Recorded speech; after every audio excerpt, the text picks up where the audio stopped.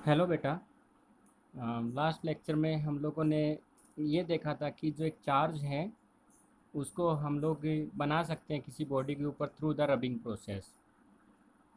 जैसे हम लोग देखे थे कि हमारे पास में एक ग्लास था और ग्लास को हम लोग एक सिल्क क्लॉथ पे यदि रब करते हैं तो ग्लास के पास में एक कैपेसिटी आ सकती है कि वो छोटे छोटे जो टुकड़े थे कागज़ के उनको वो उठा सकता है।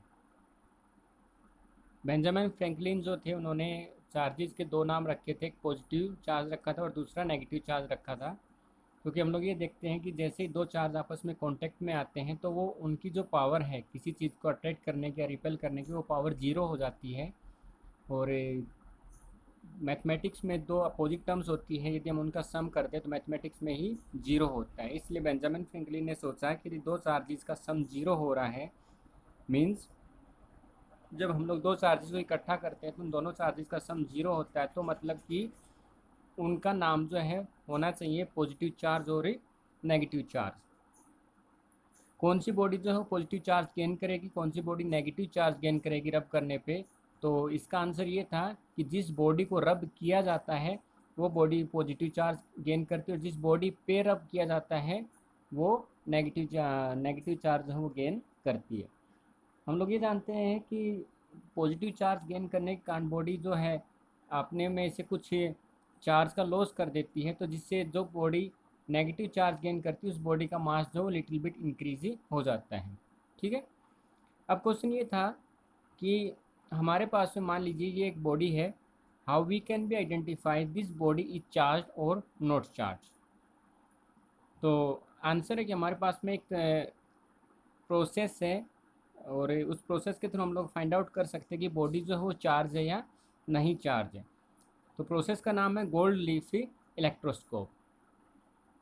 बेसिकली क्या है, ये एक ऐसा इंस्ट्रूमेंट है जो ये बताएगा कि उस बॉडी के पास में चार्ज है या नहीं चार्ज है, या उस बॉडी के ऊपर चार्ज है तो वो किस प्रकार का चार्ज है। और ये जो गोल्ड लीफ इलेक्ट्रोस्कोप है ये पोटेंशियल डिफरेंस मेजरमेंट करने के भी काम आता है। सबसे पहले इसकी कंस्ट्रक्शन देख लेते हैं कि किस प्रकार से काम करता है और क्या क्या इसमें लगा हुआ है। तो ये हमारे पास में एक रोड है, ये एक रोड है। ठीक है। इस रोड की जो है कुछ लेंथ हम लोगों को पता है, लेट मी से दैट इसकी एल नाम की लेंथ है। इस रोड के नीचे जो है हम लोगों ने दो पैरेलल इस तरीके से हम लोगों ने दो गोल्ड लीफ लटका दिए। ये बेसिकली जो हम लोग लीफ बोल रहे हैं ये गोल्ड के बने हुए हैं, इसलिए they are called gold leaf. ये इतने पतले हैं कि यदि हल्की सी भी हवा आ जाती है तो ये हिलना डुलना शुरू कर देते हैं। ठीक। तो एक्सपेरिमेंट के दौरान ये दोनों जो गोल्ड लीफ है ये हिले ना, इसलिए मैं इसको हवा से बचाने के लिए एक जो चैम्बर है उसके अंदर बंद कर देता हूँ।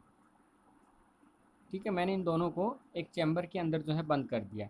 अब क्योंकि चैम्बर के अंदर किसी प्रकार का कोई मूवमेंट नहीं है एयर का, इसलिए उस एक्सटर्नल इफेक्ट के कारण इन दोनों के अंदर किसी प्रकार का मूवमेंट नहीं होगा। ओके। नेक्स्ट थिंग, अभी दोनों के दोनों जो गोल्ड लीफ है ये पैरेलल है और ये गोल्ड लीफ इतने पतले हैं जैसे कि हम लोग देखते हैं कि मिठाई के ऊपर जो पन्नी वगैरह आती है ना, जो सिल्वर सिल्वर कलर की जो चमकीली पन्नी आती है उतने पतले गोल्ड लीफ हम लोगों को कंसीडर करके चलना है। ठीक है। हम लोग ये जानते हैं कि जो मेटल्स होती है उनके अंदर से इलेक्ट्रिसिटी ईजिली फ्लो हो सकती है क्योंकि उनके पास में फ्री इलेक्ट्रॉन्स होते हैं। ओके। तो गोल्ड जो है एक मेटल है और इसके अंदर यदि हम लोग चार्जेस देंगे तो charges can be flow through the gold leaf. Okay. Now अभी मेरे को क्या करना है, इसको मैंने एक चैम्बर के अंदर रख दिया जिससे कि बाहर के जो एक्सटर्नल फैक्टर्स हैं वो इसको इफेक्ट ना करे।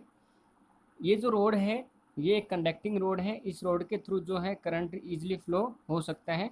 हमारे पास में एक चार्ज बॉडी है या अनचार्ज बॉडी, कुछ भी हम लोग कह सकते हैं।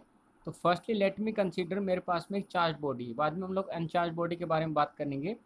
तो मान लीजिए मेरे पास में एक चार्ज बॉडी है, अभी हम लोग मान के चलते हैं exactly we don't know this is a charge और uncharge body. Okay, so we have a body, let me consider in such a way, we have a body and if this body is touch with the disc, यदि ये body इस disc के साथ में touch होती है तो हम लोग ये देखते हैं कि यदि इस बॉडी के पास में चार्ज होंगे तो वो चार्जेस जो है टच करने पे इस डिस्क के अंदर जाएंगे और ये डिस्क जो है कनेक्टेड है हमारे पास में इस मेटेलिक रोड के साथ में।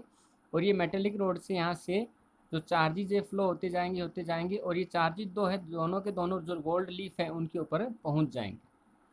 तो हम लोग ये देखते हैं कि जैसे ये चार्ज जो इस बॉडी के अंदर से इस बॉडी के ऊपर आए, मतलब इस मेटेलिक डिस्क के ऊपर आए, मेटेलिक डिस्क से होते हुए ये मेटेलिक रोड से होते हुए इन गोल्ड लीफ के ऊपर पहुंच गए। हम लोग ये देखते हैं जैसे ये चार्ज गोल्ड लीफ के ऊपर पहुंचता है तो ये जो गोल्ड लीफ है जो पहले इस कंडीशन में थे, अभी बाद में ये जो है कुछ इस तरह की कंडीशन में हो जाते हैं। मीन्स हम लोग क्या कह सकते हैं कि दोनों के दोनों गोल्ड लीफ में आपस में रिपल्सन हो जाता है। जो पहले पैरेलल कंडीशन में थे अब दोनों के अंदर रिपल्सन हो जाता है और वो दोनों दूर दूर होना शुरू हो जाते हैं। तो यदि दोनों के दोनों दूर दूर हो जाते हैं तो हम लोग ये समझ सकते हैं कि बॉडी जो है वो चार्ज थी, क्योंकि यदि यहाँ पे बॉडी चार्ज नहीं होती तो ये दोनों के दोनों सेम कंडीशन में रहते, क्योंकि कोई भी बॉडी के अंदर चार्ज आएगा तभी तो वो रिपल्सन होंगे। ओके, तो यहाँ से एक बॉडी है जिसको हम लोगों ने इस डिस्क के साथ में कनेक्ट किया, मेटेलिक रोड से होते उस बॉडी के चार्ज आए और हम लोग ये देखते हैं कि ये जो हमारे पास में गोल्ड लीफ है दोनों के दोनों अवे हो जाते हैं, दूर हो जाते हैं। That means there something repulsion is take place at that point. तो यहाँ पे रिपल्सन हुआ है तो मतलब कि ये जो हम लोगों ने यहाँ पे बॉडी कंसिडर की हुई है ये बॉडी हमारे पास में चार्ज बॉडी थी। ठीक है, दूसरा हम लोगों ने एक और बॉडी लिया, उस बॉडी को इस डिस्क के साथ हम लोगों ने कनेक्ट किया या टच किया, तो हम लोग ये देखते हैं कि जो गोल्ड लीफ पहले पैरेलल थे ये अभी भी पैरेलल की ही सिचुएशन में रहते हैं। मतलब कि इन बॉडी को एक दूसरी बॉडी को इस डिस्क के साथ टच करने पे गोल्ड लीफ में किसी प्रकार का कोई भी मूवमेंट नहीं होता है। तो हम लोग ये कह सकते हैं कि ये जो दूसरी बॉडी है ये हमारे पास में अनचार्ज्ड बॉडी है। ओके, तीसरा देखिए, मान लीजिए हमने एक बॉडी ली और वो इसको टच करके देखा और इस बॉडी के टच करने के कारण इन गोल्ड लीफ में रिपल्सन होना शुरू हो गया। ठीक है, तो हमने बोला कि इस बॉडी के ऊपर एक ही चार्ज है। ठीक है, अब हम लोगों ने एक दूसरी बॉडी ली, उस बॉडी को पहले वाली को हम लोगों ने हटा दिया है, एक दूसरी बॉडी ली, उस बॉडी को इस डिस्क के साथ में फिर से कनेक्ट किया, तो हम लोग ये देखते हैं कि जो इन दोनों के अंदर रिपल्सन होने के कारण ये जो गोल्ड लीफ यहाँ से लेके यहाँ पहुँच गए थे पहली बॉडी में रिपल्सन होने के कारण, दूसरी बॉडी को यहाँ पे टच करने के कारण इन दोनों के अंदर जो रिपल्सन हो रहा था वो कम हो जाता है। मतलब ये दोनों जो है नियर आना शुरू हो जाते हैं। तो यदि ये दोनों के दोनों नियर आना शुरू होते हैं तो हम लोग ये कह सकते हैं कि दूसरी जो बॉडी है उसके पास में पहली बॉडी से अपोजिट चार्ज है, क्योंकि हम लोगों ने ये पढ़ा है कि सेम सेम चार्ज रिपेल करते हैं और अपोजिट चार्ज जो वो एक दूसरे को अट्रैक्ट करते हैं। तो जब एक पहली बॉडी को टच किया तो ये दोनों दूर दूर चले गए थे, हम लोगों ने एक दूसरी बॉडी ली है उसको टच किया तो हम लोग ये देखते हैं कि इन दोनों के जो डिस्टेंस था वो डिस्टेंस अभी रिड्यूस होना शुरू हो जाता है, वो पास पास आना शुरू हो जाते हैं। मतलब कि दूसरी बॉडी के ऊपर चार्ज जो है वो पहली बॉडी के चार्ज से अपोजिट चार्ज था। ठीक है, तीसरा केस देखिए, हम लोगों ने एक बॉडी लिया, उस बॉडी को इस डिस्क के ऊपर टच किया, मेटेलिक रोड के थ्रू होते हुए चार्ज यहाँ पे आ गया और ये दोनों के दोनों जो है दूर हो गई, मतलब कि रिपल्सन हो गया। ठीक है, अब हम लोगों ने एक दूसरी बॉडी ली, उस बॉडी को डिस्क के साथ चार्ज किया तो हम लोग ये देखते हैं कि रिपल्सन जो है वो और ज़्यादा इंक्रीज हो जाता है। तो व्हाट वी कंक्लूड दैट कि अभी पहली बॉडी के ऊपर जो चार्ज था वही हमारे पास में दूसरी बॉडी के ऊपर भी चार्ज है, जिसकी वजह से रिपल्सन और ज़्यादा हो गया। तो दोनों बॉडी के पास में सेम सेम चार्ज था। तो इस गोल्ड लीफ इलेक्ट्रोस्कोप से हम लोग तीन चीज़ें कंक्लूड किए। पहले तो ये कि बॉडी यदि चार्ज है तो दोनों लीफ जो है वो अवे हो जाएंगे रिपल्सन होने का। यदि बॉडी चार्ज नहीं है तो दोनों के दोनों लीफ है वो वैसी वैसी पोजीशन पे रहेंगे। यदि पहली बॉडी चार्ज है और दूसरी बॉडी भी सेम टाइप का चार्ज है तो लीफ के अंदर रिपल्सन और ज़्यादा हो जाएगा। यदि पहली बॉडी चार्ज और दूसरी बॉडी के पास उस पहली बॉडी के अपोजिट चार्ज है तो रिपल्सन पहली बॉडी के कारण होगा और दूसरी बॉडी के कारण उनमें अट्रैक्शन होना शुरू हो जाएगा। मतलब कि दूसरी बॉडी के पास पहली बॉडी से अपोजिट चार्ज है। ठीक है, ये हम लोग पढ़ चुके हैं, जानते हैं इस गोल्ड लीफ इलेक्ट्रोस्कोप के बारे में, हम लोगों ने कंक्लूजन निकाला है। ओके, तो इसकी थ्योरी जो हम लोग एक बार पढ़ लेते हैं। It is an instrument which is use for detecting the presence of electric charge and it's polarity, कि उसके पास में किस प्रकार का चार्ज है। तो यहाँ पे जो हमारे पास में दो बहुत ही पतले गोल्ड लीफ है, बहुत ही पतले गोल्ड लीफ है और उन दोनों गोल्ड लीफ को हम लोगों ने पैरेलल कनेक्ट किया है। एक मेटल रोड जो है जो उन गोल्ड लीफ को पकड़े हुए हैं, और एक मेटल डिस्क है जिसके थ्रू हम लोग बॉडी को कनेक्ट करते हैं। ये देखिए, ये हमारे पास में मेटल रोड है, ये हमारे पास में गोल्ड लीफ है जो पहले लटके हुए हैं, और ये हमारे पास मेटल डिस्क है। ठीक है, वर्किंग की बात करते हैं। तो when a charged body is touched with the metal disc D, the same charge is transferred to the gold leaves through the metal disc. The leaves repel each other. By measuring the divergence of the leaves, the amount of charge on the body can be eliminated. मतलब कि यदि दोनों leave के अंदर repulsion हम लोगों को देखने को मिलता है, तो हम लोग ये कह सकते हैं कि जो बॉडी है उसके ऊपर चार्ज है, और यदि ज़्यादा रिपल्सन है तो उस बॉडी के ऊपर ज़्यादा चार्ज, और कम रिपल्सन है तो उस बॉडी के ऊपर कम चार्ज है। ठीक है, ओके। नेक्स्ट चीज़ देखिए, nature of the electric charge on the body can be determined using gold leaf electroscope.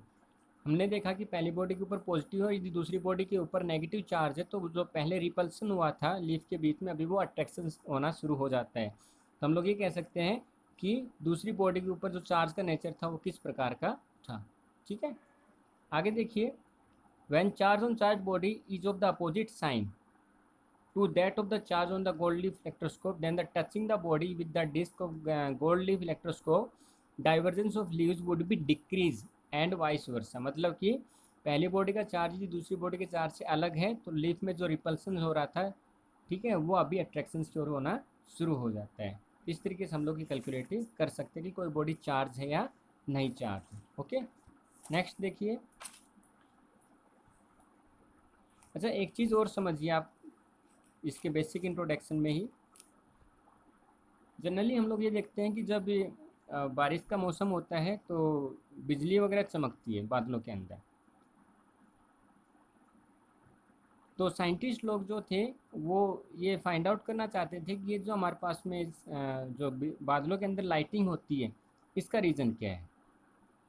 ठीक है, तो उनका ये मानना था कि ये जो लाइटिंग होती है, ये भी कहीं ना कहीं जो बहुत सारे चार्जेज होते होंगे, वो चार्जेज इकट्ठे होते होंगे जिसकी वजह से लाइटिंग होती है। बट वे श्योर नहीं थे इस बारे में कि ये लाइटिंग सिर्फ चार्जेस की वजह से होती है या फिर कोई भगवान वगैरह हम लोगों को लाइटिंग दिखाता है। ठीक है, तो बच्चों, आप लोगों ने क्लास 11th में एक चीज़ पढ़ी होगी कि नेचर के अंदर जो भी घटनाएं होती है और जिन घटनाओं के बारे में हम लोग जानना चाहते हैं, तो साइंटिस्ट की एक थ्योरी है या एक फिनोमिना ये है कि पहले उन घटनाओं को हम लोग लैब के अंदर बनाएं, और उस जो इंसिडेंट है उसको लैब में बनाने के बाद में प्रूफ करें ये जो एक्चुअल इंसिडेंट जो एटमॉस्फेयर में हो रहा है, हमारे इन्वायरमेंट में हो रहा है, ये इसकी वजह से हो रहा है। जैसे कि यदि मैं कहूँ कि यदि आसमान के अंदर बिजली चमकती है, और साइंटिस्ट ये सोचते हैं कि वो जो बिजली है वो चार्जेस का ही एक कॉम्बिनेशन है, या लॉट ऑफ चार्जेस जो वहाँ पे है, तो सबसे पहले हम लोगों को जो बिजली है या जो चार्जेस का जो कॉम्बिनेशन वो हमारी लैब के अंदर बनाना पड़ेगा, और प्रूफ करना पड़ेगा कि ये जो लैब का चार्ज है, यही चार्ज हमारे क्लाउड्स के अंदर हम लोगों को देखने को मिलता है। तो साइंटिस्ट ने ऐसा किया। हम सब लोग जानते हैं कि यदि हम लोग दो पत्थर को आपस में रब करते हैं तो वहाँ से चिंगारियाँ उठती हैं। यदि हम लोग एक ग्लास और को एक सिल्क क्लॉथ के ऊपर रब करते हैं, रगड़ते हैं, तो ग्लास के ऊपर चार्जेज आ जाते हैं। ठीक है, तो हम लोग ये देखते हैं कि यदि किसी ग्लास को सिल्क क्लॉथ के ऊपर 1-2 बार 10 बार 20 बार रब करते हैं, तो उसके पास में जो चार्ज है वो कम आता है। लेकिन यदि मैं उसी प्रोसेस को 1000 time, 2000 time, 10,000 time, 1 lakh time कर दूँ, तो हम लोग ये जानते हैं कि जैसे जैसे चार्ज जैसे जैसे हम लोग उस क्लॉथ के ऊपर ग्लास को रब करते जाएंगे, तो ग्लास के ऊपर आने वाला जो चार्ज की क्वांटिटी है या ये जो पावर है चार्ज की, वो इंक्रीज़ होती चली जाएगी। ठीक है, तो ये पावर जो है हम लोगों ने इतनी ज़्यादा इंक्रीज़ कर ली है कि जो अभी ग्लास के पास में बहुत ज़्यादा पावर आ गई किसी चीज़ को रिपेल करने की या फिर अट्रैक्ट करने की। ठीक है, अब हमने क्या किया, उस ग्लास को या उस चार्ज बॉडी को जिसको हम लोगों ने रब कर करके बहुत ज़्यादा मात्रा में चार्ज कर लिया है, उस बॉडी को हम किसी दूसरी अनचार्ज बॉडी के पास लेके आए। मतलब एक दूसरी बॉडी के पास लेके आए, जैसे ग्लास को हम लोग प्लास्टिक के पास लेके आए, या ये कह सकते हैं कि एक हमारे पास में दूसरी बॉडी है जिसको हम लोगों ने चार्ज किया हुआ है। ठीक है, और उस चार्ज बॉडी को हम लोग किसी दूसरी अनचार्ज बॉडी के पास लेके आते हैं। तो हम लोग ये देखते हैं कि जैसे ही वो दोनों बॉडी आपस में कांटेक्ट में आती है, तो जो हाईली चार्ज बॉडी है उसमें से चार्ज, मतलब कि हाई पोटेंशियल चार्ज जो है वो मूव करता है सडनली, बहुत तेज़ी के साथ में लो पोटेंशियल चार्ज की तरफ। तो हम लोगों को वहाँ पे एक चिंगारी या चटक की आवाज़ आती है, एक हम लोगों को स्पार्क वहाँ पे देखने को मिलता है। जैसे कि कुछ ऐसा समझिए कि मान लीजिए ये मेरे पास में एक बॉडी है, ये मान लीजिए मेरे पास एक बॉडी है, ठीक है। इस बॉडी को मैंने इसके ऊपर रब किया, ऐसा मैंने इसके ऊपर रब किया, और इसको मैंने लगभग 1000, 10,000, 20,000, 1 लाख, 2 लाख, 10 लाख बार ऐसे ऐसा रब किया। तो हम लोग ये जानते हैं कि जैसे जैसे मैं इसको रब करता जाऊँगा तो ये जो बॉडी है इसके पास में बहुत ज़्यादा एक्सेस मात्रा में चार्ज आ जाएगा, ठीक है। और जब इस बॉडी को, जिसके पास में एक्सेस मात्रा में चार्ज है, इस बॉडी को हम लोग किसी दूसरी अनचार्ज बॉडी के पास, मान लीजिए हमारे पास में अनचार्ज बॉडी है, इसके पास लेके ऐसा आते हैं, तो हम लोग ये देखते हैं कि इस बॉडी के पास में बहुत सारा चार्ज है, तो सडनली जो बहुत सारा चार्ज है वो अनचार्ज बॉडी के ऊपर मूव करता है। और तो जैसे ये अनचार्ज बॉडी की तरफ मूव करता है तो हम लोग ये देखते हैं कि यहाँ पे इन दोनों के बीच में, मतलब कि इन दोनों बॉडी के बीच में हम लोगों को यहाँ पे एक स्पार्क देखने को मिलता है, ठीक है। तो हम लोग ये कह सकते हैं कि जब एक हाई पोटेंशियल चार्ज एक अनचार्ज बॉडी की तरफ मूव करता है तो हम लोगों को एक चिंगारी या एक स्पार्क वहाँ पे देखने को मिलता है। तो ये जो हमको चिंगारी देखने को मिली, इसको साइंटिस्ट ने एक नाम दिया, दैट इज कॉल्ड स्पार्क, ठीक है। ये स्पार्क जो है हम लोगों को जनरली, जब हम लोग समटाइम्स आप लोगों ने देखा होगा, जब हम लोग बिजली का स्विच ऑन करते हैं तो बिजली के स्विच के अंदर हल्की सी चिंगारी उठती है। क्यों उठती है? क्योंकि जो बटन है, बटन के ऊपर वाले टर्मिनल पे बहुत ज़्यादा हाई पोटेंशियल है इलेक्ट्रिसिटी का, जबकि लोअर पोटेंशियल जो है, लोअर पॉइंट जो उसके ऊपर लोअर पोटेंशियल है, और लोअर पॉइंट के ऊपर से जब हम लोग अपर पॉइंट से लोअर पॉइंट को कनेक्ट करते हैं, स्विच को ऑन करते हैं, तो एकदम से हायर पोटेंशियल चार्ज जो है लोअर पोटेंशियल की तरफ जाता है और एकदम से हम लोगों को स्विच के अंदर चिंगारी उठती हुई दिखाई देती है, और इसको हम लोग बोलते हैं स्पार्क, इलेक्ट्रिक स्पार्क, ठीक है। ओके, कुछ वर्ड्स में इसी को हम लोग स्पार्क को शॉक भी बोलते हैं। जैसे हम लोग ये देखते हैं किसी को करंट लग जाता है, अनफॉर्चुनेटली ऐसा ना हो, लेकिन हम लोग ये देखते हैं यदि किसी को करंट लगता है तो हम लोग बोलते हैं उसको शॉक लगा है। क्यों? क्योंकि ह्यूमन बॉडी जो है वो जब एक लोअर पोटेंशियल के ऊपर रहती है और जो इलेक्ट्रिसिटी है उसके अंदर बहुत ज़्यादा हायर पोटेंशियल है, तो सडनली क्या होता है, हायर पोटेंशियल लोअर पोटेंशियल तरफ मूव करता है, तो हम लोग बोलते हैं कि इस बॉडी, जो ह्यूमन बॉडी, उसको शॉक लगा है, और उस शॉक को हम लोग बोलते हैं इलेक्ट्रिक शॉक, क्योंकि इलेक्ट्रिसिटी के कारण वो शॉक लगा है, that is known as the electric shock. या दूसरे वर्ड्स में कह सकते हैं कि that is called electric spark. Okay, ठीक है। नाउ